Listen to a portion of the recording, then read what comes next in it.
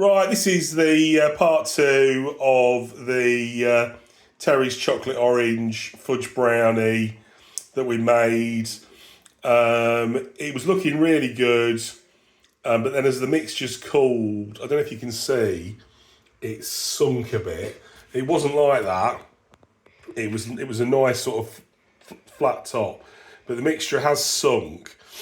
I think where we've gone wrong is we didn't have the right size tray. So the tray was too small.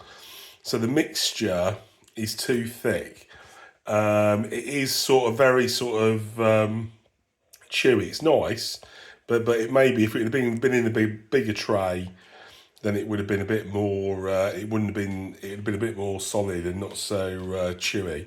What I would say as well, what I'm going to do is if you've got a freezer tubs, what you can do is put a bit in a freezer tub like that, freeze it, and then when you want to come to use it, what you can do is just stick it in the microwave for like a minute, stick some ice cream in with it, and you've got a nice hot, easy dessert. So what I'm going to do now, I'm going to get Sebastian to try a bit. So if you can try that, mate, for me, and tell me what you think.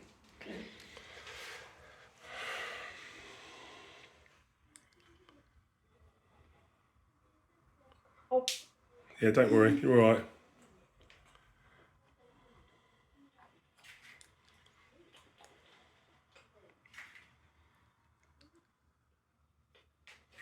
Good. Don't keep walking. So what do you reckon? What would you give it out of 10? About 7 or 8 out of 10. There you go, 7 or 8 out of 10. I'll try a bit.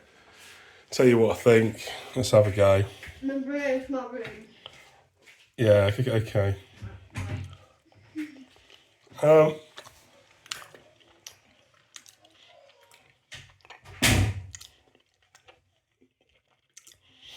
It's nice.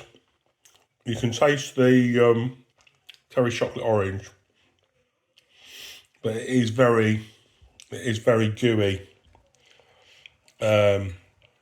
Yeah, I think maybe we should have given it a bit longer and got it in a bigger dish.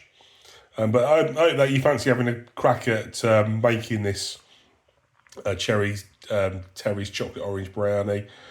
That's all I'm doing for now. Okay, cheers, bye.